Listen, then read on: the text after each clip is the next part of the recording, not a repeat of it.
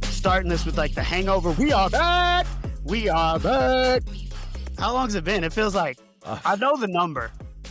I feel like the exact number. Like we've been like hibernating for the winter. We've just come out of the cave. It's been 2.5 weeks, almost. Oh my God. Which is way too long. We probably lost all of our listeners in that time. They probably all of our 4 listeners. They thought we quit. Maybe they thought we were beefing. I mean, maybe they thought we broke up. That makes for a better pod of beef. It makes for a better pod. No beef. You just decided to jet off to the Cayman Islands for 4 weeks or however long it seemed like you were gone, and just decided to sit on the beach. Well, I mean, to be fair, it was 83 and sunny every single day. I did try to get you to do one night, and you had something going on. It was the night before Thanksgiving, Wednesday night. I was like, "Hey, let's do it." We had a men's basketball game that night. But I will say, I don't know. Like, if we're gonna do this pod and somebody's traveling, we got to be better. You got to bring the mic. You gotta have better Wi-Fi. I set up the entire night when we recorded before I flew to the Caymans in the Cincinnati Airport Hotel, and downloaded that. It took the entire night for that thing to upload, and I'm still don't even have it uploaded until I got to the Charlotte airport the next day. I did not sleep that night. So that shows commitment. Sounds like a lot of complaining and whining and crying over there on your part. I think it sounds a little more like just grinding. Just grinding. Oh, grinding. I was ready to do a show when you were in the Caymans, and you decided, nope, I'm going to go out with my friends and have a few beverages. And it was the last night. And I see where your priorities are. I see that you go to the Caymans, you make new friends. You don't want to talk to any of us in Louisville anymore. So I mean, I was on the beach the entire day. A lot of 7 Fathoms and rum, some K-Brew lights. Also, why do you look like you're out in a snowstorm when you're sitting in your living room? I'm not in my living room. Is your heat broken over there? No, it's just cold outside. Came in from outside. You're about to go play pickup hockey on the ice pond out back. Like, you've wet. I'll play some sports. Hockey's not going to be one of them. No. I don't do anything that rolls or slides underneath my feet to where the legs can go opposite directions. Yeah, that's not it for me. I don't know. You just look like you're cold in your own house. I'm looking to get like some heating and cooling business out there to take a look at it for you. I mean, I was used to 83 and sunny for every day, and then I come home to a damn blizzard. Land at 12:30. Tuesday morning at this point. I traveled all day last Monday. Land at 12:30 Tuesday morning. There's supposed to be snow. I'm like, it ain't snowing. We're going. Drive for about 20 minutes, and then it's a blizzard. Boo-hoo. I had to go to the Cayman Islands, and now I have to go through a blizzard. Dude, 18-wheelers just blowing by me like nothing's going on. You can't see 5 feet in front of you. I'm going down 71. Should have stopped at the Verona exit, and it's like 10 miles to the next exit. Finally got there, camped out at a gas station for like 4 hours. 2 hours into the stay, I get a knock on my window because I'm actually at the pump because I'm covered. Get a knock on the window. Hey, you can't park here. We got customers. Lady, you ain't got nobody coming to get gas in a blizzard. So I have to move. At 5:30, I'm like, all right, I'm going. Go like 25 miles an hour for about 30 minutes. And then finally, the roads have been hit a little bit by the trucks. Was able to get up to about 45, 50, pulled in the driveway at about 7 a.m. Man, you're just a superhuman hero. Like, look at you. No, I mean, I've sat and did nothing for 4 hours. I don't think that's very superhuman. You make it seem like you're like the old man. Back in my day, I had to go 15 miles up the hill with no shoes. And this was a week ago. Back in my day, a week ago. Back in my day. You toughen up. Hey, it takes a lot for me to pull over. I don't actually know if I've ever done that, but you could not. No, there was no way. There was no way. But we made it. Slept for a couple hours. Got some work in on Tuesday, and then we couldn't do the show last Wednesday because you were on the road at Arkansas, and we're finally back. That is the 6'6" Neil. I am the 4'10" Nick. It is finally back, the Height Differential, and we got a lot to talk about. Yeah. Sure do. College football playoffs are here. We have the first round matchups. We have the buys.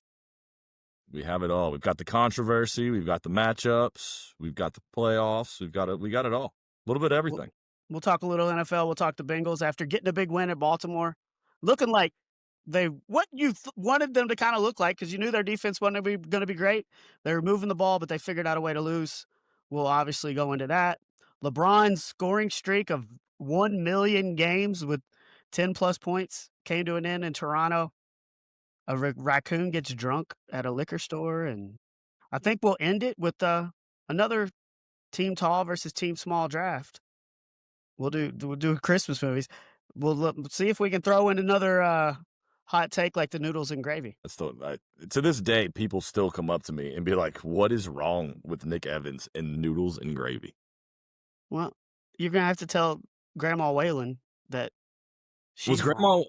Grandma Whalen, was she German? Uh, According to my mom, her maiden name was Rock. according to My my other grandma was German. according to my mother, she says that when she was growing up, her grandparents made noodles and gravy as well, and it was a German Okay, thing.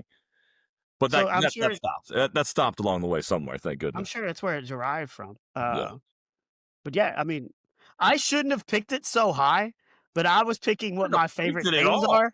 You shouldn't I have was picked picking. it at No, I all. love it. I'm definitely gonna pick it, but I could have picked it 6 or 7. You could have picked it dead last behind I mean, every I also will agree we've gotten some beat for not taking the white turkey. We only took the dark turkey. dark turkey is superior. I don't disagree with that, but We messed up. Pumpkin pie should have been on there. I'll take blame for that. Should have put pumpkin hey, pie in there. it's not gonna be perfect. It's not gonna be perfect, but it's fun to hear everybody. I mean, for the last 2 weeks, all I've heard is you're an idiot. Noodles and gravy. I was like, well, sorry, Well, my just the last grandma's 2 weeks. noodles and gravy were delicious, and my mom has carried on the tradition. I mean, that's just another reason for people to call you an idiot. You usually get called an idiot throughout the year, not just around Thanksgiving, but that's just another reason. You Yeah, just give because people I reasons. love what my mom and my grandma cook. Whoa, you're an idiot. Like, are you kidding me? I admit there's some things I'm idiot for. That ain't one of them. Picking noodles and gravy second overall is pretty bad. All right, well, let's get into this playoff. Yeah. Going into it, kind of had an idea. Really, I guess, were there surprises on Championship Sunday? I mean, the IU Ohio State game was a great game. Didn't really have an effect on the other than 1 and 2.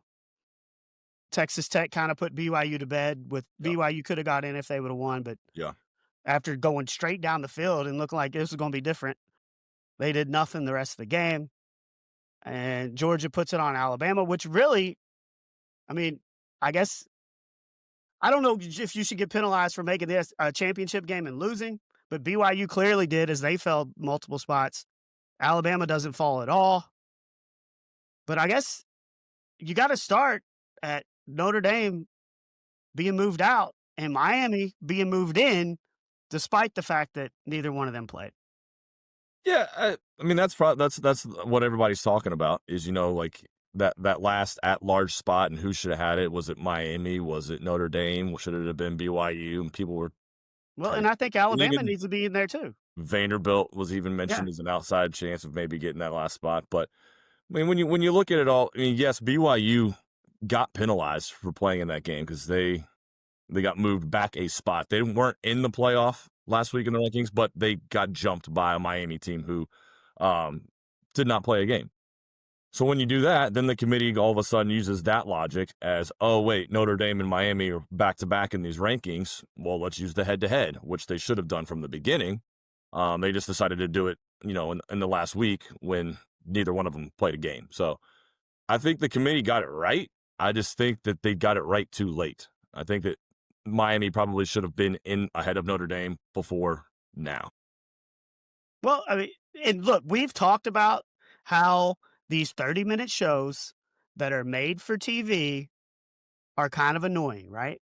They're very annoying, yes. Like, they just drag it out, and it's all made for TV. If you don't have these, there's no controversy at all. Correct. Because if you look at it side by side, their resumes are very similar.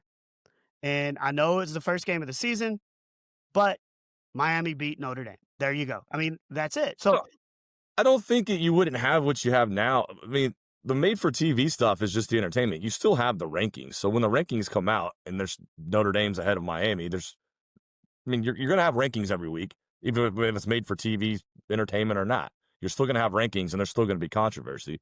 So just having it on TV to me is just pointless anyway. I mean, it's not well, very they're good. making money off of it. You're making money off of it, but I mean, I'd like to know what the ratings were every week. I mean, are people really watching it? I mean, you're doing it at halftime of basketball games or in between double headers of basketball games. So you're still going to have rankings. You still need rankings because you want to know, like if you're where your team is, if you're a coach, like where are we? Like, what are we expecting? So I just think that they got it wrong leading up until now, and they finally got it right, but they got it right at the last minute, and that's what everybody's all upset about. Well, Neil, so the first rankings was November the 4th. And in that ranking, Notre Dame was 10. Do you know where Miami was? Were they like 6-18? They were 18. Yeah. And at that point, both teams were 6-2. And obviously Miami had recently taken losses to Louisville and SMU. So that was kind of a recency thing. Notre Dame's first 2 losses came at the beginning of the season. Since those rankings came out on November the 4th, both Notre Dame and Miami are 4-0, obviously. Both of them have 1 win over a ranked team, and the ranked team is the same ranked team in Pitt. Pitt, yeah.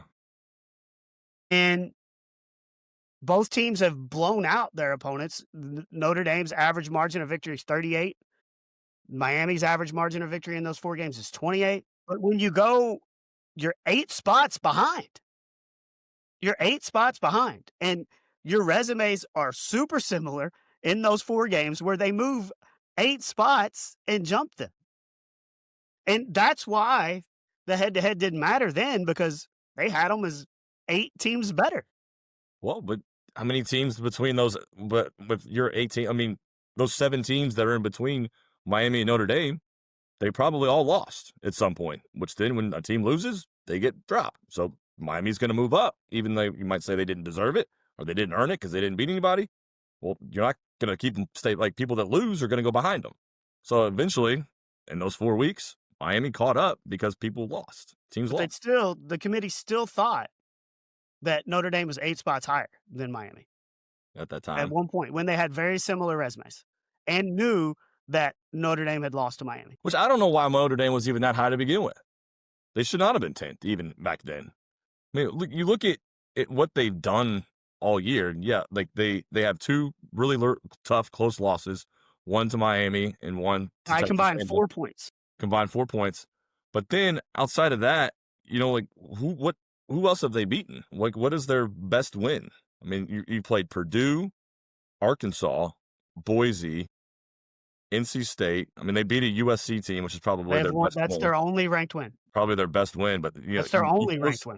You closed the year with Stanford and Syracuse and Navy and Boston College. It's like, ugh, like not great teams. I mean, you can only beat the teams that are on your schedule, and Miami's head-to-head win over Notre Dame is better than anything Notre Dame had done. And when they're back-to-back, you gotta.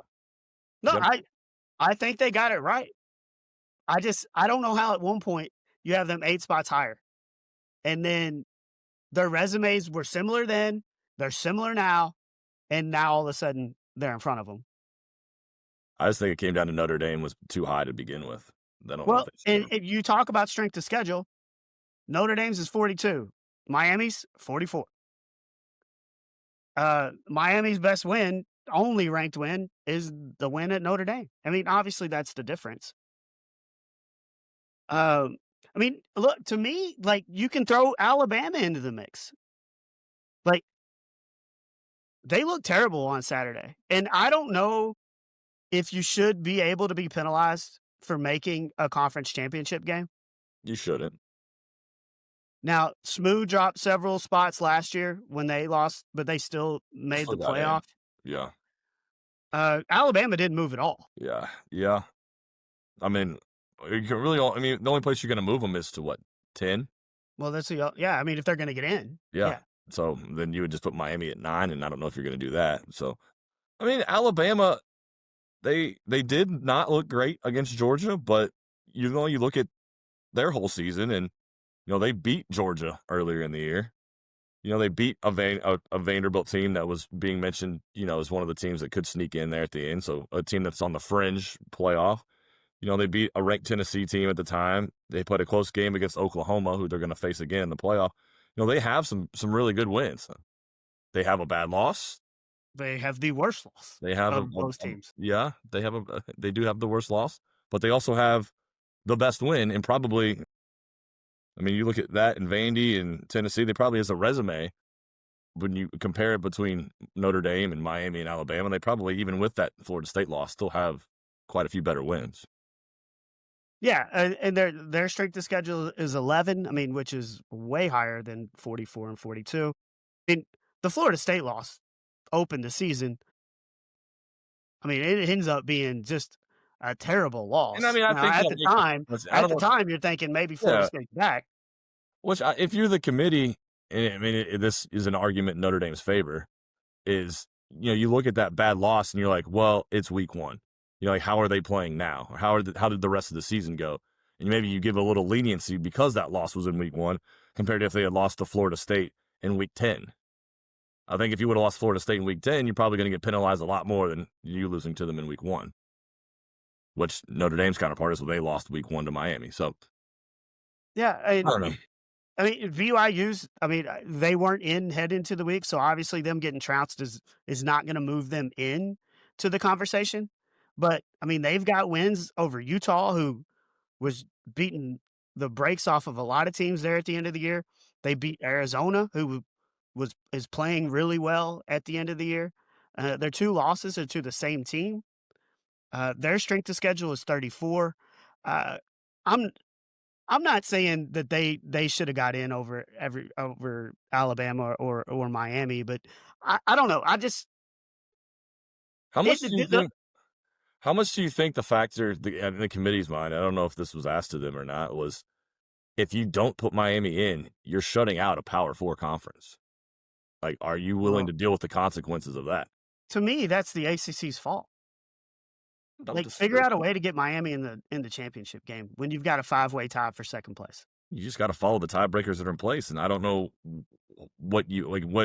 how do you do that? I mean, people say you go off the college football playoff rankings. Well, those don't come out until Tuesday, and you have a game on Saturday. So teams that are playing in the game on Saturday are going to need to know, hey, I'm playing in this game before Tuesday rolls around. Yeah. You can't go off the previous week's rankings because that could change. But if Miami's playing Virginia, you don't deal with all this.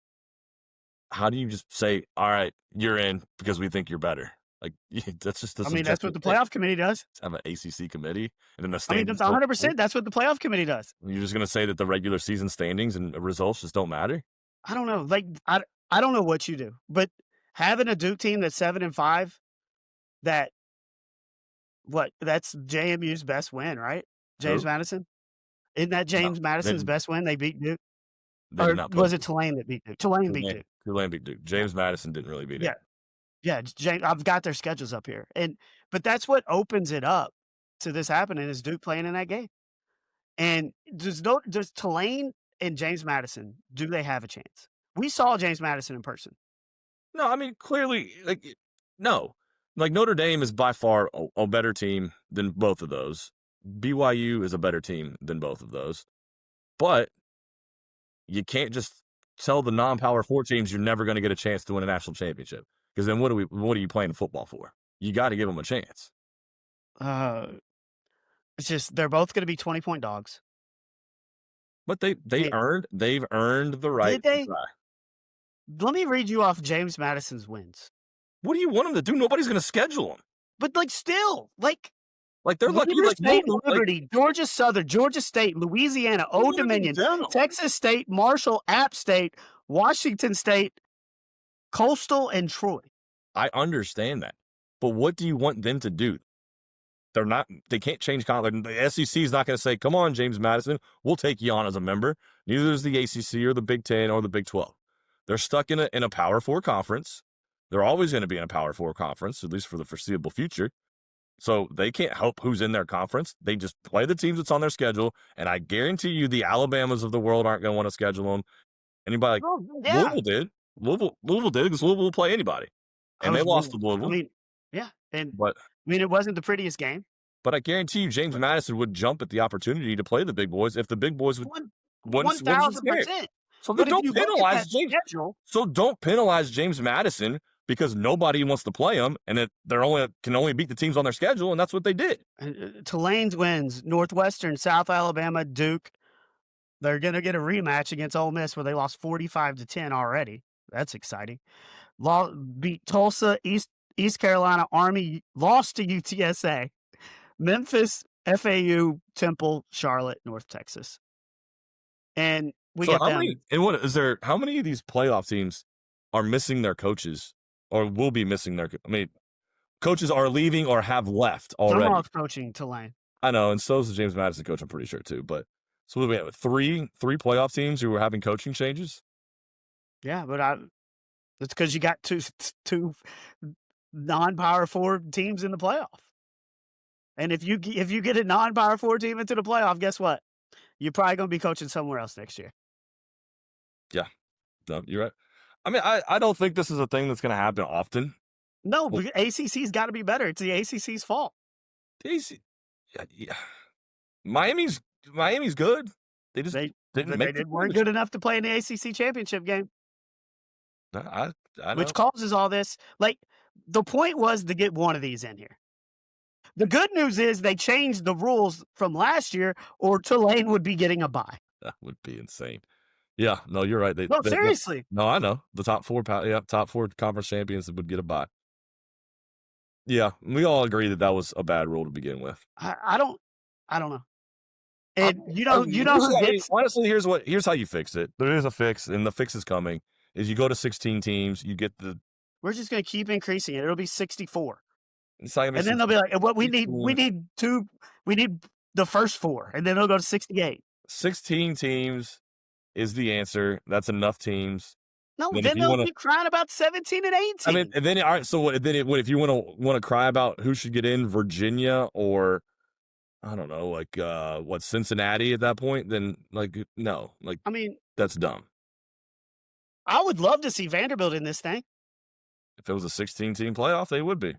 I know, but everybody's talking about Texas and how good they played at the end of the year. They beat A&M. A&M had the weakest SEC schedule, was undefeated through 11 games. I mean, I think they're good. They beat Notre Dame. But I don't know. Everybody's like, if Texas didn't play Ohio State, would they be in? And now they're crying because we went on the road and played Ohio State in week 1. Well, you lost to Florida too. To Florida. Yeah. It's just all goes back to the ACC. Because having Tulane in this thing as the 12 would not be that big a deal. I honestly don't think Tulane should have been in over James Madison. Put James Madison ranked out of Tulane. Did you just read the teams that I said James Madison beat? Yeah, they beat them all. You just told me Tulane lost to Texas San Antonio. You lose to Texas San Antonio, you don't get in the playoff. You lose to Louisville, you do get in the playoff because there's 2 teams in the playoff that lost to Louisville and they're still in it. Let's see. UTSA at the time was 4-4.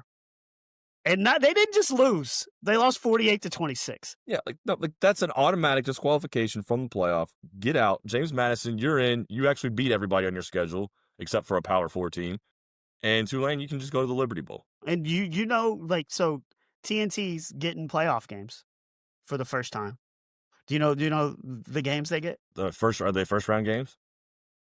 They get the James Madison and Tulane games. Yeah. Let's talk about just keeping it with the playoff is obviously Indiana, Ohio State were the 2 best teams all year they were ranked 1 and 2. They play each other in a great game, defensive slugfest. Indiana wins, so they get the 1 seed, and Ohio State loses and they just drop 1 spot to number 2, which I agree with. I agree with that. I think that they should be the 2. But then you look at the path and who these teams are going to play. You're Indiana, you're playing the winner of Oklahoma and Alabama, and Ohio State gets the winner of Texas A&M and Miami. If I was IU, would rather have the Texas A&M and Miami winner. Personally, I think you get the harder road being the 1 seed here. Yeah, I mean, Oklahoma's offense has not been the same since Mateer got hurt early in the year. Alabama looked terrible on Saturday, and they're kinda banged up. But they've I beaten Georgia. They've beaten I like we I talked about. I I don't know. We talked about Texas A&M having the easiest SEC schedule. I think they're good, but I don't think that they're that good. You know, they had a miracle comeback against South Carolina when they were down 31 nothing at halftime or whatever it was. I mean, Miami's the best team they've played all year. Yeah. I I think IU kinda has the harder second round matchup being the 1 I seed. mean, to be fair, these are the 10 best teams in the country, leave the 11 and 12 out of it. You're not gonna get an easy road. Every game's gonna be hard, especially if you get a bye, but, I mean, do you started talking about the, like, it's just can you comprehend the fact that Indiana has beat Ohio State to win the Big Ten championship?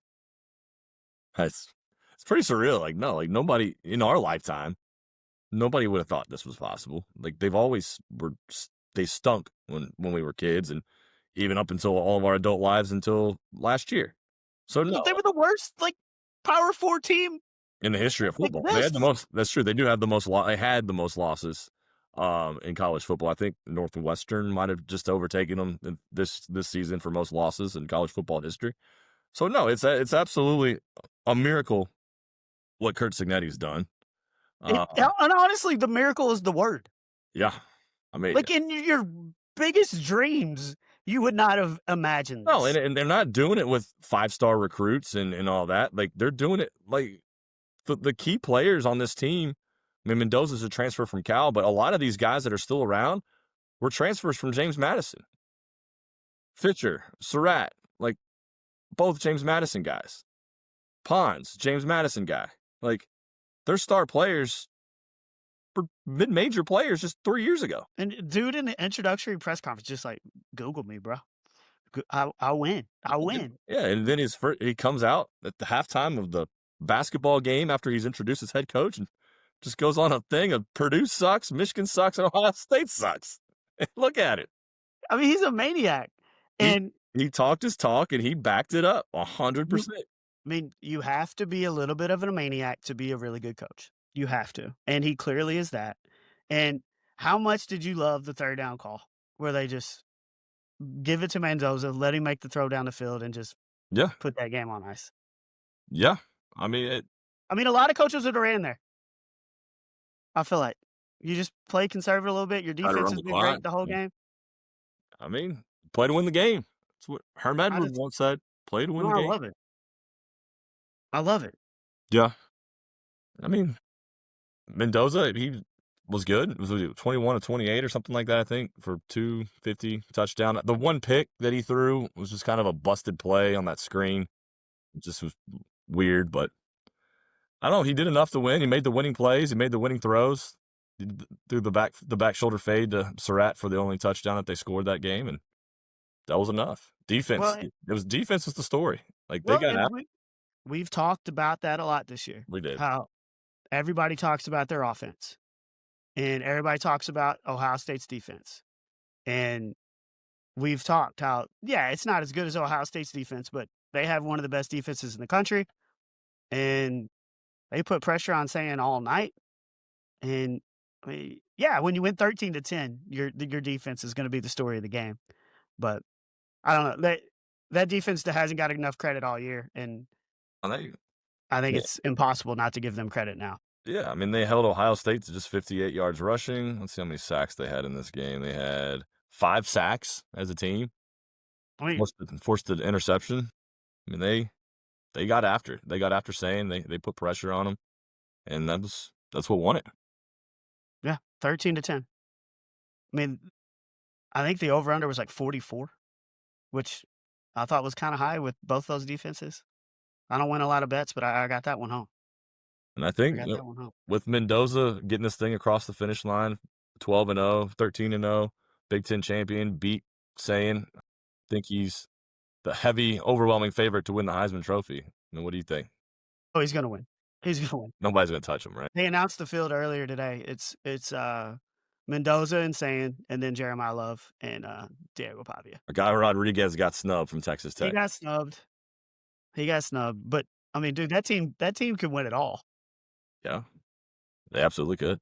And I mean, we've talked about them a little bit, but started talking about them late in the year. I Yeah, mean, honestly, like, I haven't watched much of them. Maybe a game here and there, but like I don't know a lot about them except for Rodriguez, Rodriguez, Rodriguez. yeah. I mean, they put a lot of money into that team. They sure did. A lot of money in that team, and it doesn't always work when you know you're spending that kind of the big bucks and got to mold everything together. But that team's tough, and that's a good BYU team that went straight down the field that first drive, and then Texas Tech made adjustments, and they could not do anything the rest of the game. But you know, to get back to Signetti, we were talking about off air a little bit. Like, is there anything even comparable to this in college No, basketball? not the success that he's had with a program that you basically had to start over with. You know, and when Tom Allen left IU a couple years ago, they won what 2 games, 3 games the season before Signetti got there. So he starts fresh, brings in basically a whole new roster, and in 2 years builds them up to the number one seed, the Big Ten champion, and number one seed in the college football playoff. So There's nothing. there's Yeah. nothing that's close to it to where you could have success that quickly. And the only example that I thought about, and I told you this, was Scott Drew at Baylor and the mess that he took over when, you know, Baylor basketball was coming off one player murdering another player, and the head coach was covering it up, and they had to cancel all their non-conference games. They basically played a half a season of basketball, and it was just a complete mess at Baylor. And Scott Drew has taken that program to a national championship and a perennial, usually a ranked team. So I mean, it yeah. was a long-term plan that ended up working, but no, nothing comparable to something this quickly. Well, to be fair, not many coaches have came in and had to recover their program from a murder scandal. Yeah. Took Yeah. him like 6, 7 years to get to the Elite Eight, but I mean, still, no, I agree with you. Just the job that he did there was remarkable. What Kelvin Sampson has done at Houston, I think, it's not the same thing, but it's been impressive.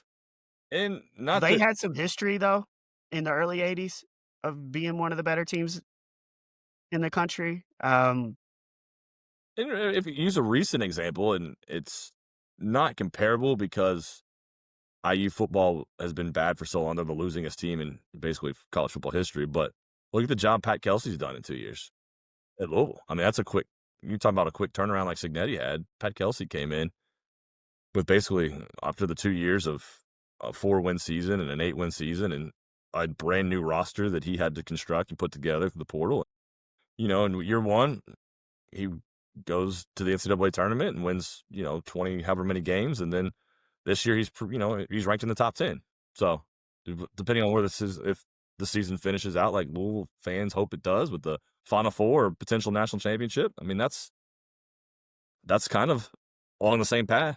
Yeah, I mean, but you're also talking about a program that's probably top 5 program all time, tradition-wise, and has won 3 national titles. Yes, I mean, it's it's just not the same, but yeah, that's why this is impossible. yeah. Even, like, you know, Brad Stevens at Butler getting to back-to-back championship games, they at least had a little bit of history. I mean, some people talked about the job Lute Olson did at Arizona when he first took the job. He got them rolling pretty quick and turned them into a powerhouse. A little bit before our time when he took over the reins at Arizona. So maybe need to look into that a little more, but it's just it's unparalleled. It's absolutely unparalleled, and no Indiana fan in their wildest dreams would ever be like, "We're gonna make the playoff in year 1, and in year 2, we're gonna be the number 1 overall seed, 13-0 and Big Ten champs." Nobody. And if anybody did say that, you'd be a maniac, and the only maniac that was saying it was your head coach, and he made it happen. That's a true story. That's just the true story. So, Oregon, James Madison, do we even need to debate it? Oregon's going to win, right? Oregon's gonna crush them. So Yeah, you got Alabama, Oklahoma, it's in Norman. and Oklahoma Norman. just beat Alabama in Alabama. I mean, I guess I got to give the edge to the Sooners, small edge to the Sooners. I don't know who's favored in that game, but I'm guarantee you that I think it's like a 1-point spread. yeah, it's got to be close. I think that'll be a great game. But with it being in Norman and the way that Alabama looked on Saturday. I think maybe Oklahoma. They have an And extra week. They had that extra week to rest up as well. yeah, I think it's going to be a really good game. I think it is going to be really low scoring. Neither one of these offenses look great right now. Oklahoma got turnovers in that first game to really kind of propel them to the win. I don't know. I think I would lean Bama just because they're Bama. Oklahoma's a 1.5-point favorite. I mean, it's basically a pick 'em. Yeah, Also, Oregon's 21-point favorite, thanks to James Madison being in the field. That game is on December 20th at 7:30. The Alabama-Oklahoma game will be the Friday night game at 8:00. And then you got Tulane at Ole Miss. That is the 3:30 game on Saturday. I mean, they already showed what they can do, and that won't like be. move these games. Why are we watching rematches? 2 rematches in the first 4 games. I mean, I think Ole Miss wins that game, but I think it's closer than people might think. I mean, is there going to be any kind of adjustment without having Lane Kiffin on your sideline? Like with all the distraction and the circus that went on, for the last 2 to 3 weeks, like maybe by then it'll be in 2 weeks when they end up playing, that'll all be in the past and everybody's moved on. But I don't know. Without having your head coach that's been there for all 12 of your games, like, is there an adjustment? I think I don't know. Tulane closer than you think. I mean, that game they're 17.5-point favorites. They've already beat them by 35. Just flip Ole Miss and A&M so we don't have to watch this rematch. Like, A&M's undefeated the whole year until they lose to Texas in a rivalry game, and they move all the way down to 7. Because it didn't play anybody. I know. And then you get the nooner on Saturday is Miami at A&M. A&M is 4-point favorite. I'm taking Miami in that one. I knew you would. I don't trust Carson Beck. Yeah. I mean, I hear you, but I don't know. I think Miami, they're playing really good football at the end of the year ever since that Louisville and SMU loss. And, they've already proven they can beat good teams. They beat Notre Dame. A&M struggled with a couple of games that, at the end of the year with Texas. And that, like I said, that would they come back from 30 to nothing. It's the bad South Carolina team. So they might be a little overrated. And I think Miami can go in there and take care of business, especially an afternoon game. I think noon helps Miami's cause. I just also think that's a tough place to play, and that gives A&M such an advantage. Being A&M playing on their home field. I'm taking Marcel Reed in the Aggies.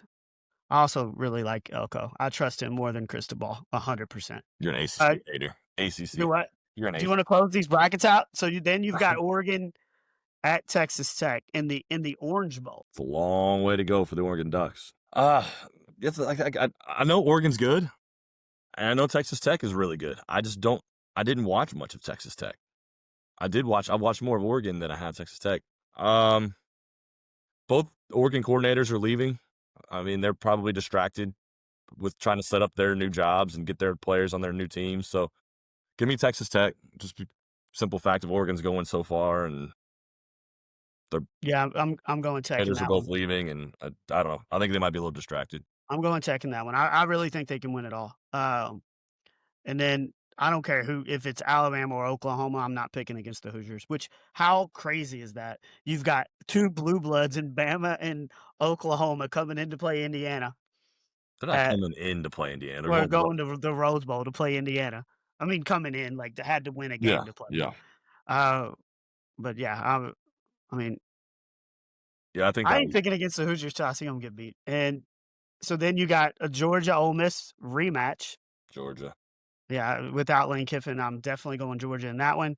And then, I mean, I don't think Miami or A&M can beat Ohio State. So then you got Tech and Indiana, and you got Georgia and Ohio State. So we did all the 5 to 12 for nothing because we got the top 4 seeds in the Final Four. And those semifinal games are going to be awesome. They're supposed to be, right? Well, and that's why they fixed this last year, because the first 4 seeds all got beat when they were conference champions. I think if there's a team that's going to give IU, and like I said, I don't know much about it, but for some reason, I just feel like Texas Tech would be a huge challenge. If there's a team that's going to beat IU, I think it would be them.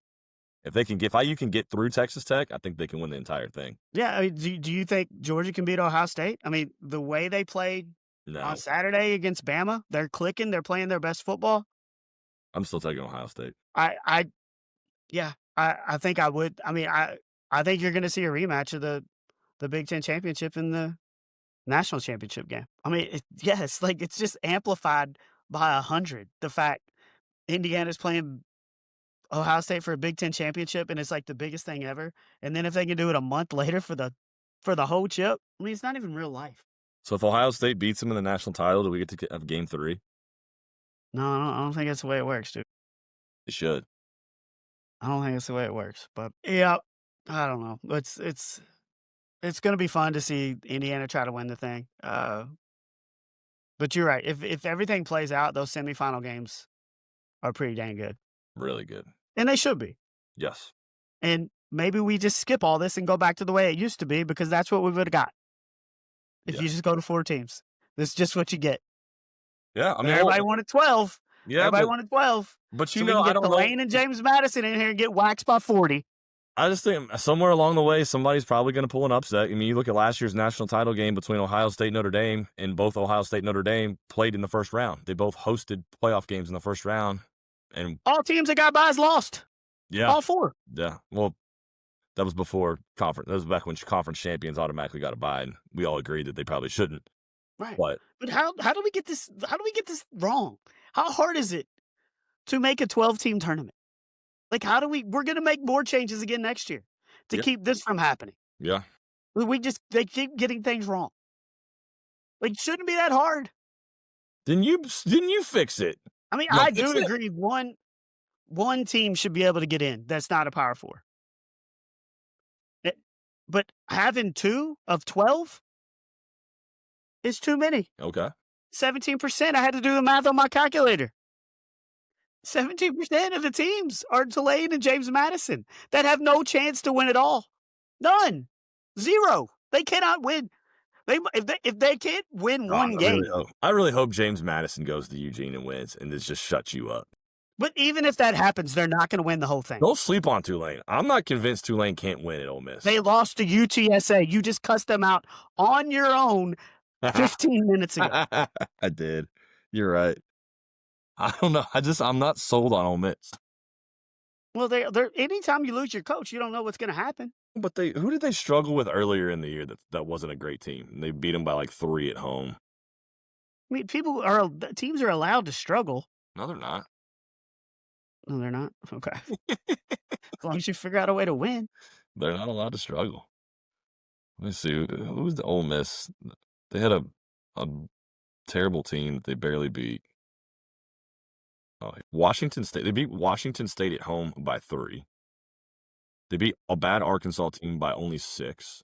Well, that's James Madison's best win. They beat Washington State by 4. They don't play. So I guess they belong in now. Put them in. Put them in. James Madison's not playing Ole Miss though. Tulane is. Put them in. I really hope one of those teams wins, and I just get to get back on here and cuss you out. You do see what I'm saying. I see what you're saying. So what you do is you go to 16 teams, and that shuts everybody up. Fix it. It does. 12 is fine. It fixes it. 12 is fine. All you have to do is have Miami in the ACC championship game. They beat Virginia. They're in the tournament. You pick who you want in your championship game, though. It's not how it works. You can't just handpick teams. If there's a 5-way tie, commissioner picks. Huh? If there's a 5-way tie, commissioner picks. So, let's say, all right, so then, let's say a team like... It would solve all this. So, let's say, a team like North Carolina loses all 4 of their non-conference games. Maybe 2 of them are to some really crappy team. They lose all 4 non-conference games, but they run the table in the ACC. You going to tell them you can't play for your conference championship, even though you won every ACC game? Because you lost 4 other games that were crap? Well, okay, here's what I'm going to say. Why do we need conference championship games? Well, for some teams, it was a chance to get into the college football playoff, like the BYUs of the world. But should it be a chance to knock you out? But it is. Who did it knock out? It didn't this year. But, I mean, there's too much money. BYU's going to fall 3 spots. How does Alabama not fall at all? I don't disagree. because they weren't ever going to keep Bama out. And the only other place Right, you could because it's drop them, Bama. but the only place Because you were it's going to Bama. drop them was one spot to number 10, because that's the last Because it's possible spot Bama. you could even Which get is to why the NFL. everybody's so shocked that Notre Dame is left out. And you're not going to put Miami ahead of Alabama, but then you're also not going to put Notre Dame ahead of Miami at the end of the day either. So I don't Dude, go to and what 16 about teams. do what? Just go to 16 teams. I don't think it solves it. You still could have the same issue. You're not going to have the same issue because you're going to get those Texases and the Notre Dames into the playoff with 16 teams. And at the end of the day, then you're going to start debating, like I said, you're going to debate Illinois and Virginia. Right. And nobody cares There's about always going to be a debate. Yeah, but it's not going to be the Notre Dames that are going to get debated. Notre Dame's going to be in. And if Notre Dame's sitting there at 17th in the college football playoff teams with 3 losses, then I knew we were going to talk college football for a long time. I didn't know we'd go almost an hour and still not be done. But another thing is Notre Dame's AD is pissed at the ACC. I saw that. Also, join the conference. Do they? I mean, they The showed. ACC Do advocated. you know how many times the ACC network showed Miami's win over Notre Dame in like the last week? As they should. As a They aired it conference, like 10 times. do you disagree with it? Like, No, I don't. as a conference, don't you I don't. want to advocate for your member to get into the college football playoff? Also, Notre Dame, you're not a member of the ACC in football. Exactly. So that's why I don't understand his anger. He's mad about it because, I mean, yes, they are a good ACC partner in 22 other sports, but when you're not a member in football, you can't get mad at the conference for advocating for their own schools. An actual member. What does he want Jim Phillips to do? Like, hey, Miami, they don't put Notre Dame in. Yeah, Hey, take that off the network. Yeah, to me, it's I get the It's frustration. sour grapes, and them not playing in the bowl game, sour grapes. I get the frustration, and I understand the frustration, but it's not the ACC's fault. Notre Dame's not it. Oh, I mean, I 100% understand it. You were ahead of them the whole time. You're 8 spots ahead of them. What, a little over a month ago, and then you do what you're supposed to do over 4 games, and sit at home and you lose a spot while both of y'all are at home eating bonbons. I mean, Notre Dame, if you want to be in the college football playoff, you beat Miami. You want to be in the college football playoff, you beat Texas A&M on your home field. They're gonna go back to that holding call against A&M too. That's where you should be mad about. Right. That's where you should get mad. Right. Yeah. But I don't know. We could talk about this for a long time. Let's move on. Do we need to get to the NFL a little bit? Yes. I guess we'll start with the Bengals. Just get it over with. It was so good for the first. Yeah, you started off. Just give me your thoughts. I mean, I love what I saw. First of all, I love snow games. Reminiscent of Buffalo when we beat them in the divisional round of the playoff. What was that, 3 years ago? But 22. 23, 20, I don't know, 23.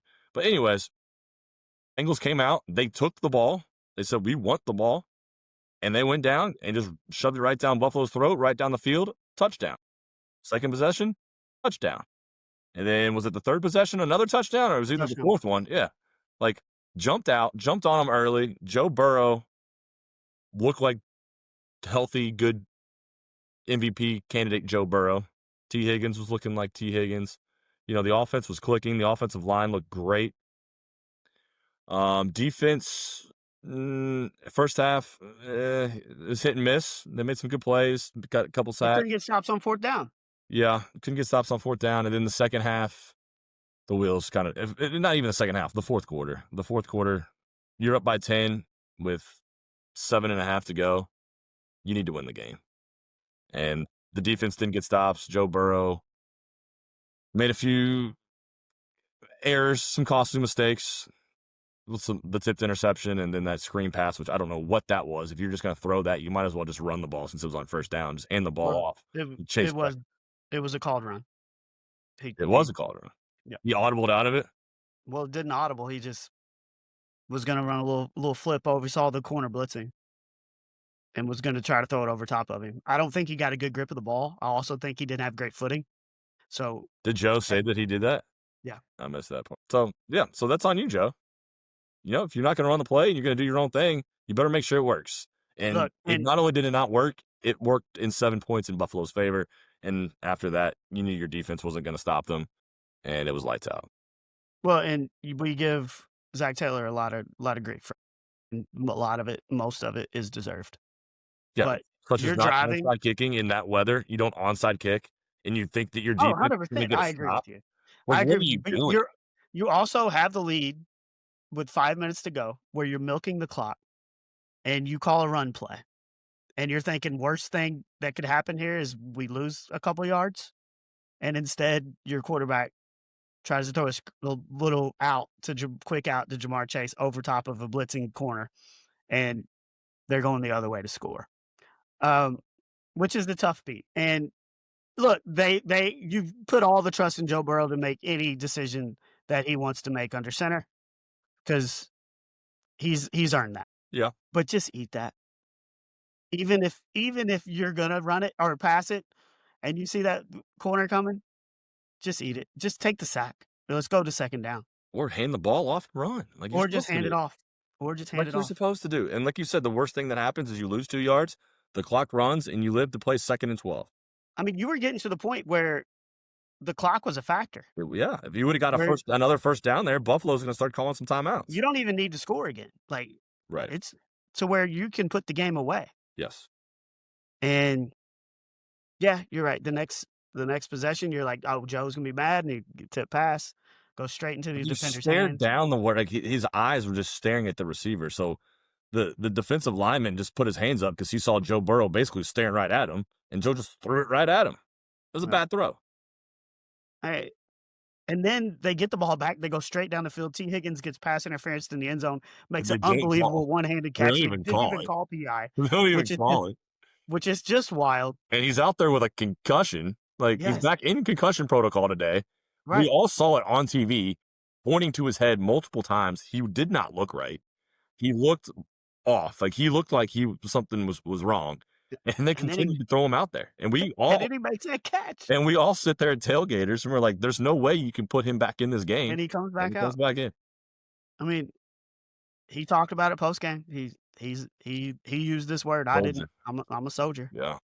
And I mean that one of the best catches I've ever seen with one hand. And he didn't catch it with one hand because that was the way to do it. He only had one hand. He's looking sideways out of his face mask and he's one hand catch it. Yeah. And then like you said, at that point, you gotta go onside kick in the snow because you never know what kind of bounce you're gonna get. And with the defense that you have, you cannot trust them to get the stop. And what happened? Was it 3rd and Well, 16, 15? 3rd and 15, and you're gonna get the ball back with plenty of time. Yeah. I mean, after you'd already seen Josh Allen have a 40-yard run for a touchdown. I mean, it wasn't even difficult, 15-yard pickup. It wasn't even like there was nothing. Now, I will say some of the throws that he made, that that touchdown to Shakir on 4th down where Demetrius Knight was right behind him. I mean, there's angles of that throw.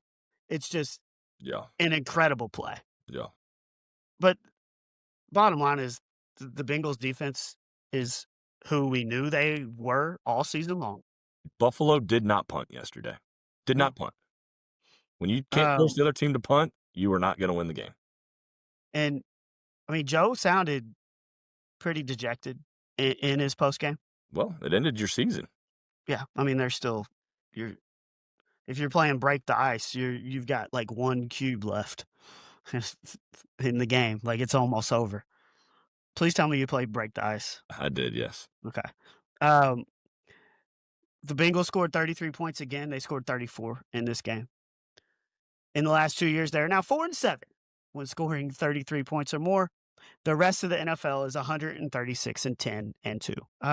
Entering Sunday, they were 16-1 when up by 10 plus at half with Zach Taylor as their head coach. They are now 16-2, and both of those losses have came this year, as the other one was against the Jets. You just win those 2 games, and you're right there. You're right there. You're playing in the worst division in football, Oh, and and it's not most, even close. yeah, And you still can't even. which is just wild to say, right? Yeah, I mean, over the last 5 years, it's probably been the best. But I don't know. I don't know who's good in the NFL. I mean, we've talked about the Bengals, and you know my thoughts of we just need to fire everybody, Duke Tobin and Zach Taylor, and especially Al Golden. Or Maybe just hire a GM. Like Al hire a Golden. real actual GM that is allowed to make his own decisions. Well, that requires ownership to give up some control, and you know how that goes in Cincinnati. But who's good in the NFL? I mean, you keep beating on the Rams drum, which I get, but they just lost to the Panthers last week. I keep beating on the Seahawks drum.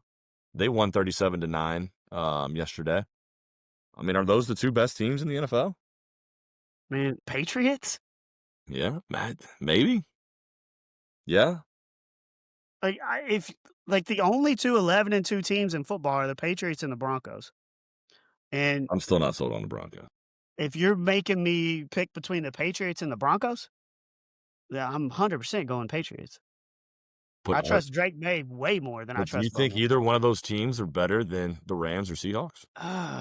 No. And is that me being hard-headed? Like, I'm not gonna lie. In my head, like, I still think the Bills. I still think the Chiefs. Like, you know what? I still think the Ravens a little bit, No, but no. After no. watching them the last 2 weeks, No. Lamar's not Lamar. No, the Ravens are not a good football team. The Chiefs are not a good football team. No, like Chargers might be a good football team. What are they doing right now? They're up 10-6. Are you watching? Are you gonna go back and watch the Monsters Inc. Monday Night Football Chargers Eagles game tonight? I don't know, but that was the beginning of the Bengals' run last year when we had the Simpsons Monday Night Football game. Yeah, no, that was fun. We didn't lose a game after that. I know that was fun. I mean, the Lions look good on Thursday night. I don't know. The Colts are done. Daniel Jones out the season. Colts are toast. They're cooked, right? They just worked out Phillip Rivers. They won't even make the playoffs at this point now. They just worked out Phillip Rivers. You didn't laugh the first time. I had to say it twice. Phillip Rivers. He hasn't played since 21. Well, he's got 15 kids. He might need to come back and get another NFL paycheck. He needs to feed an entire army over there. Phillip Rivers. Maybe he's still got it. The old gunslinger. I mean, wouldn't you be better off going to get Andrew Luck? See if Peyton Manning wants to come back. I mean, I had to refresh it. Did I read this right? Phillip Rivers? I mean, Jones is out for the year. Leonard hurt himself. What's his name? Richardson's out. With what? He's injured too. Good Lord. Yeah, if the trade deadline hadn't passed, they could have Joe Flacco back. We'd sell it to him for a fourth rounder. What'd we give up? We gave up like a 6th or a 7th, so you're turning that into a 4th? They're desperate. They're a playoff team. They're a playoff team. They need a quarterback. They're desperate. And then re-sign him as the real Joe's backup next year. The Buccaneers lose to the Saints. Dude, who is good? Have we ever been this late in the season and we don't know who's good?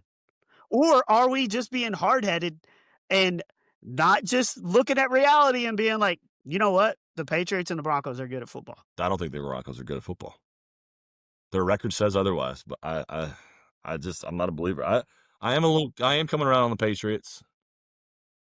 Think that could have beat them with Joe Flacco. I know we could have. Yeah, if Joe Burrow plays in that Patriots game, I think we do actually probably win that game. I don't know. I really don't.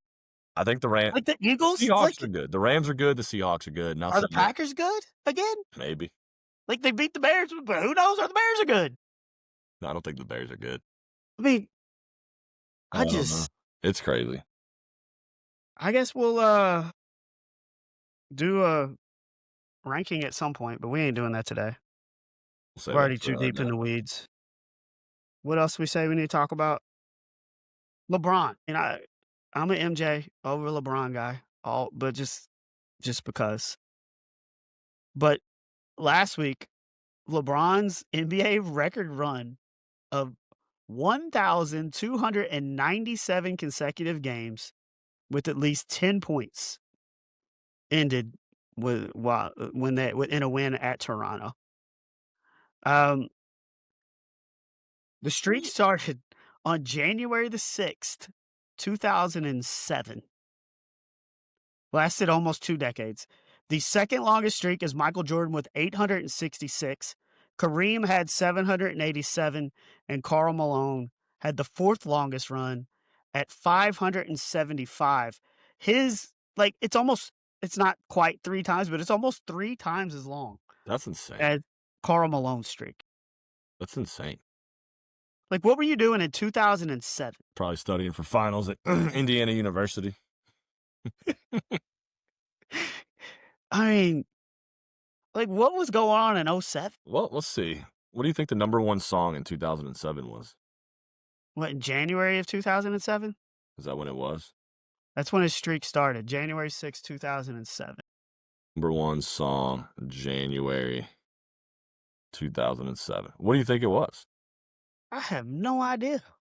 Do you Beyonce's think I just keep in my memory the songs of Beyonce's 2007? Irreplaceable was the top spot for the entire month of January. Also included in the top 5 were Fergie's Fergalicious and Nelly Furtado's Say It Right. I That's mean, how long ago it's been. W was still the president, Yeah. right? Yeah. It was almost the end of the Tubby Smith era at Kentucky. Like, I'm just trying to think, like, No, it's incredible. It's absolutely incredible what LeBron has done in his career and that streak. And I know you're an MJ guy. I'm on the LeBron side of things. God. But that's a whole nother debate for a different time. Yeah, But we don't need to get into that, but But, I will say, how many NBA finals did Jordan lose? how many NBA finals did Bron take just crappy play? We're not doing this. We're not doing He this. took look at that roster that he took, the Cleveland Cavaliers in his first go Hey, round. Look This at is the a roster. summer show when there's nothing else going on. Fine. You're just We're wrong. already an hour and 10 minutes into this. You're wrong. But no, incredible by LeBron. I mean, it's never going to be probably replicated. Oh, he's a million years old and he's still hooping. I mean, like Jordan had already retired and came back and retired again. Like, for real. Yeah. I don't know. I mean, that's the remarkable part of it all. I wanted to get into this real quick because did you see the drunk raccoon in I a did see Virginia liquor store? I sure did. Little buddy had himself a time. So dude just breaks in, He had knocks himself down a time. knocks out a bunch of bottles and just goes in. Yeah. And then he's smart enough to be like, I gotta pass out. I'm going to the bathroom. How about that? The self-awareness of Yes. just knowing when you're too drunk of where you need to get to and you're by the toilet. Like, just the self-awareness to get to the toilet in case something needs to happen. But man, Dude is just like on his back, butt just straight up, just passed out. why? He should have, once he gained entry into the liquor store, he should have called all of his other like forest friends and been like, "Yo, Yep. we're having a party. Bro. Today. Get over here to the attic hole and get down in here and let's just do some tequila shots." Bro, I got all the bourbon. It's all on the floor. Like, Let's go. we could add what's the fat squirrel? What's his name? Fats? Oh, all you gotta do is just say, what was it? Norris? We could add Chunkosaurus Rex or something. We could add Chunk Norris and Chunkosaurus Rex and the raccoon and all like the chipmunks and the squirrels and the bunnies, and they could have had themselves a little rave party. Tequila shots and all of it. I would watch this Disney cartoon. I mean, it has to. Like that has a good movie written all And over. they just throw a rave. Like it, dude, we might have an idea. We do need a movie. The raccoon sneaks into a liquor store, knocks all the bottles down, brings in all his buddies. I don't think that's going to be a Disney movie. I think that's more going to be like a Netflix, Yeah, it'd probably be more like a 17 and over type movie there, like a PG-13 rated R type deal. Sausage Party-esque. Something like It would be Sausage Party-esque, yeah. But no, little buddy. And then the liquor store. Did you see? I saw this earlier tonight. They embraced little buddy and they came out with 3 names for raccoon themed cocktails. Okay. We have the Rye Rascal Sour, the Trash Panda Old Fashioned, and the Midnight Masked Gin Fizz. Well, I do not think raccoons like being called trash pandas. I think they find that a little derogatory. Have you spoken to a raccoon about this? I don't think they find that a little bit derogatory. So I don't think they're gonna like the number 2. What's in these things? Well, I don't know. If you go to their website, they do have the ingredients or the the recipes posted for if you want to make yourself a trash panned old fashioned or a midnight masked gin fizz or a rye rascal sour. Head on over to the Virginia Alcohol Beverage Control Authority's website, and you can make those from the comfort of your own kitchen and living room. Yeah, I bet he had a long Sunday too, recovering. Yeah. Like, you think now he's like, they did say they released him back into the woods or wherever he came from. You think little buddy's going to try to get back in? He's getting back in. He's like, And man, that was awesome. next time, Chunkosaurus Rex. You gotta Chunkosaurus, invite the forest friends the next go around. I feel like you got to. and the round mound of acorn. All of them are coming. No, I don't think the round mount's coming. That's not a person. It's not a person. But dude, yeah, he had him a good time. Good for him. I'm proud of that little guy. But you're right. The self-awareness to just like might have to go to the bathroom. Might have to. Kind of reminds me of the juice picture. What? So it kind of reminds me of the juice. So now I have to put that up on the video portion of the pod. But yeah. Hey, I finally got the tree up at the house. Oh, you get the ornaments, the whole shebang on there? Yeah, we did it after I got back. You get one of those pre-lit trees, or you getting on a step stool and wrapping the tree yourself? I don't have the hugest tree. It's probably like a 5-6 foot tree.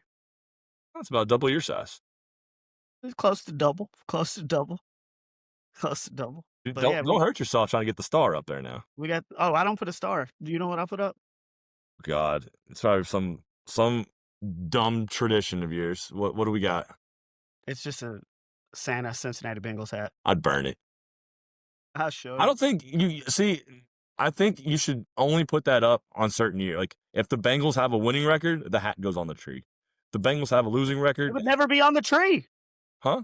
It would never be on the tree. It'd be on the tree like 2 years of my life.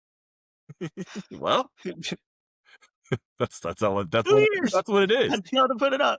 Don't celebrate the franchise that is the Cincinnati Bengals when they don't celebrate you, Nick. They don't care about you. You should not care about them. I do have it's broke a little bit because it's owed, but I do have an ornament with Carson Palmer, Rudy Johnson, and Chad Johnson.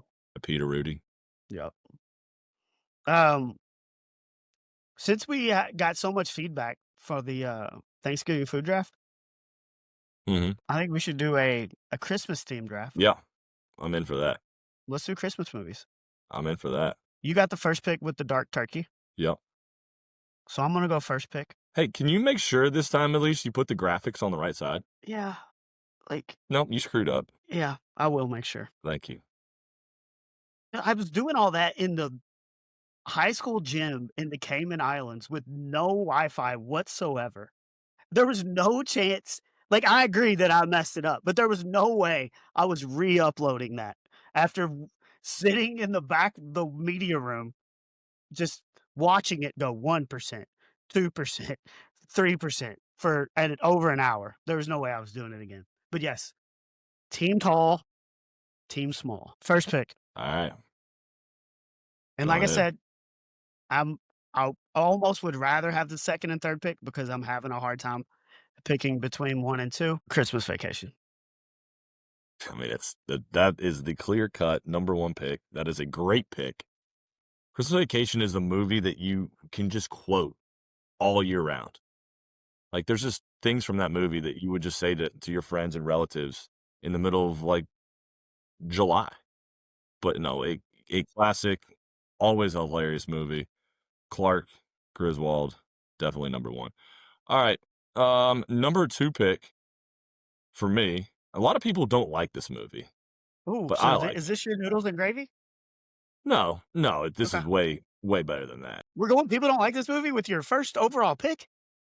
No, I mean there are people that don't really like it a lot, but it's on 24/7 on Christmas Eve on 2 stations. You flip it on TNT or TBS, and it's just going to replay over and over for 24 straight hours. I usually watch it a couple times during that time frame. But A Christmas Story with Ralphie in the BB gun and the whole family is probably. Who doesn't like the Christmas Story? I've heard people say they don't like it. What? I mean, those people aren't very smart. That was I was trying to pick between Christmas Vacation and A Christmas Story. as my number one. Oh, And that's why I'm like, I one's an figured adult, I really, figured you one's a were kids movie. I I figured you were probably going with my third pick is your debate, but I don't think Erica. I'm pretty sure Erica doesn't like Christmas Story. Well, maybe you need to rethink that marriage. Yeah, it's all because of a movie.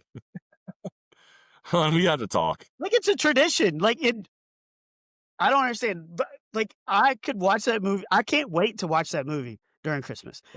I Like, there's certain movies that I watch every year at Christmas. yes, The first 2 that we've mentioned are automatics. yes, automatics. And my number 2 pick or number 3 overall is the OG original Home Alone. Yeah. I mean, bro, I got nothing. Like, those are the Top three. I would have the exact same order right now. Yeah, I think I would too. So And now the now question, we start getting into the how many picks are we doing each? we're doing 4. 4 picks. Okay, okay. Um, Now it starts getting a little bit tougher. it does get tougher, but I think at number 4, I'm going Elf. Yep, it's a good pick. And dude, sequels aren't normally that good. You going Lost in New York? If I watch Home Alone 1, I'm watching the Home Alone 2 next. I mean, Home Alone 2 was good. It was a very good sequel. So, yeah, I'm going Elf and Home Alone 2. Okay, okay. I like that. My next pick, we're gonna go with Tim Allen and the Santa Claus. See, this is not good because I'm not able to cuss you out, and you aren't able to, because we are getting this right. Yeah, there's like I feel like most of our listening audience would probably agree with us. So Santa Claus, and then what? I have one more pick. I mean, I'm gonna go way off the path here just because Oh, God. I really enjoy the movie, This is your last pick. and it's not really like 100% a Christmas movie, but it is based around Christmas. Don't do Die Hard. No. This is more of a Christmas movie than that. Just Friends with Ryan Reynolds and Amy Smart. Just Friends is a great. Is that the one where he's fat? Yeah. Yeah, he's fat, and Anna, it was Anna Faris, I think, is in that movie. Yes. And Yeah. he's like her agent or something. Yes, There's no way this is it's so good. I It's a mean, it's great a movie. fine movie. It's a great movie. It It's does not hilarious. belong on this list. It belongs on the list. It belongs on my list. I love Just Friends. I would watch Just Friends right now if I could. I mean, aren't there a lot of movies that are around Christmas, but they're not actually a Christmas movie? I don't know. Like, I would say Die Hard is in that same. No, no, like Just Friends is more of a Christmas movie than that. All right, you got one more pick. You have to, if we're gonna do these lists, you got to put a controversial pick in there. And I'll You don't watch have to. when our listeners hear this list, they're gonna be like, "Oh yeah, Just Friends. That's a great movie. That's a great pick." That's what they're gonna say. They're gonna say. This is another movie that 100% I watch every Christmas. Bad Santa. Oh my God, Billy Bob Thornton. Yes. Underrated Christmas movie. It's like Bad Mom's Christmas or something. I'll watch that because of Mila Kunis, but it's not Kunis. going on my list. Just because Amy Smart's carrying Just Friends and getting them on your list, that ain't a reason. Bad Santa, dude. The little boy is one of the most hilarious characters in the history of film. History of What did you do with sandwiches? I can't really say what he says, but it's like unbelievable.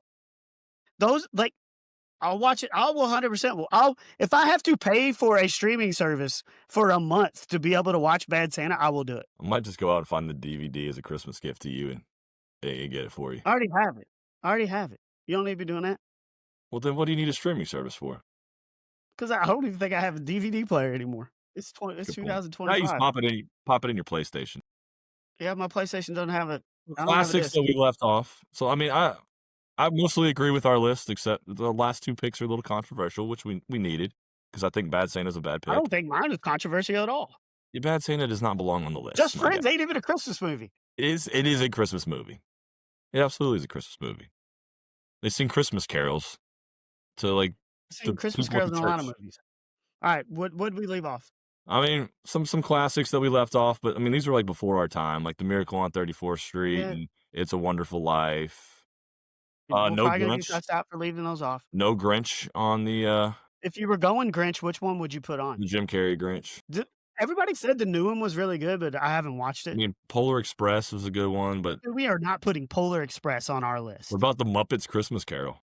I mean, all the Flintstones Christmas Carol is the best Christmas Carol. Charlie Brown Christmas? Charlie Brown Christmas could have been on the list. Rudolph the Red-Nosed Reindeer, The claymation? yes. I mean, that was my favorite as a kid. The Abominable Snowman, I'm still he's one of my favorite Christmas characters. Yeah. No, I think I won the draft though. Well, Just Friends lost you the draft. No, well, Just Friends actually put me over the top. They put me Oh, over we the didn't top. talk about Scrooged? Duh. Yeah.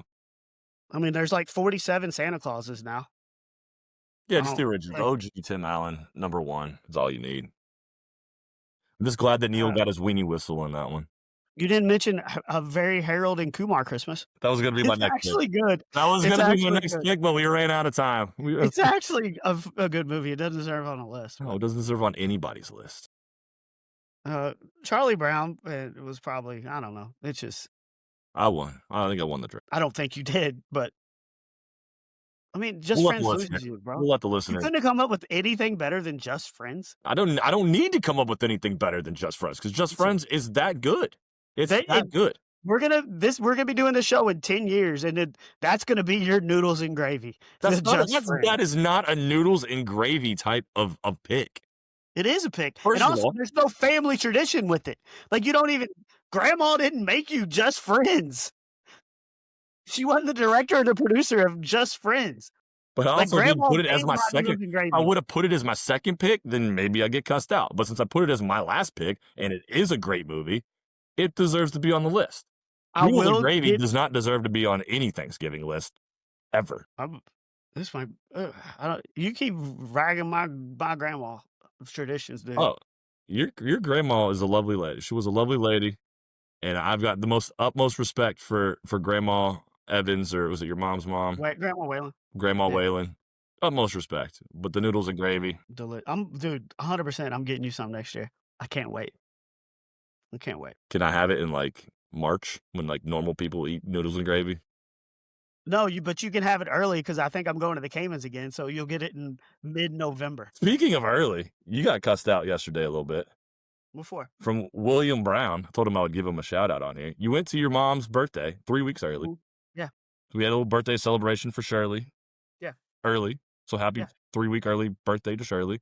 Yeah. And you said you're gonna have Italian for dinner.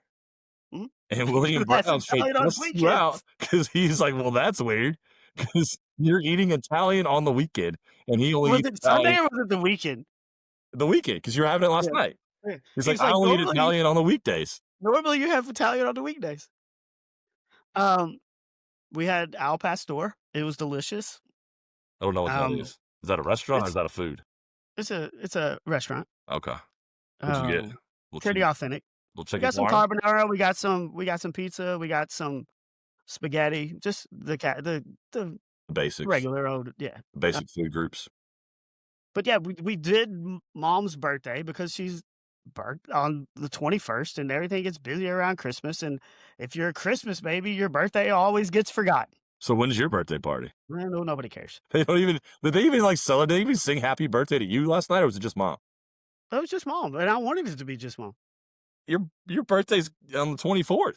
We got to get you a birthday party. Yeah, we're fine. We'll bring some cupcakes to the tailgate next week against the Ravens, and We don't need a birthday party, but we should throw a party because we're back on air for the first time in 2.5 weeks. Yeah, we're not dead.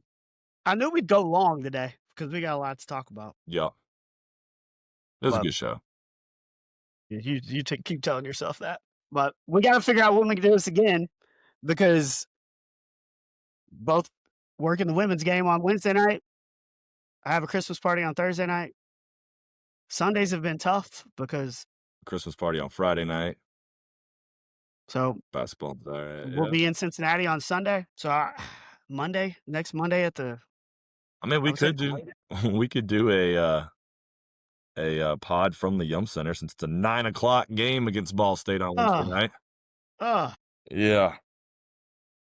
Yeah, I guess we could do it before. That's what I'm saying. A little 7 o'clock pod, 6:30 pod from the locker rooms of the KFC Young Center. Okay. Well, we'll talk about it. But I don't know. I'm just glad it's not going to take me 47 hours to upload this because I'm at the crib. There you go. Well, while you're uploading it, why don't you go pop in that Bad Santa DVD and have yourself a night.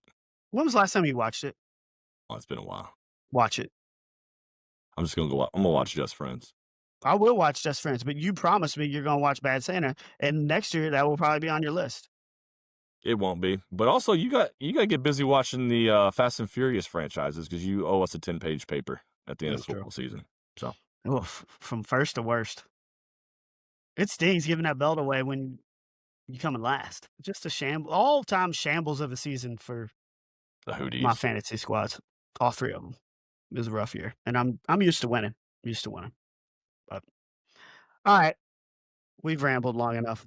For the 6-6 Neil, I'm the 410 Nick. You've been listening to the Height Differential. Make sure you're following us on Spotify, Apple Music, YouTube. Hit that subscribe button so you know, hey, when we haven't done a show for 2 weeks, you'll at least get notified and be like, hey, these idiots are back. We'll talk to you sometime next week. Give it to me. Oh, you died. Oh, are you back? Yeah, are you back? That was you. It was you. That was not me. All right. Yeah, you got the Hoosiers.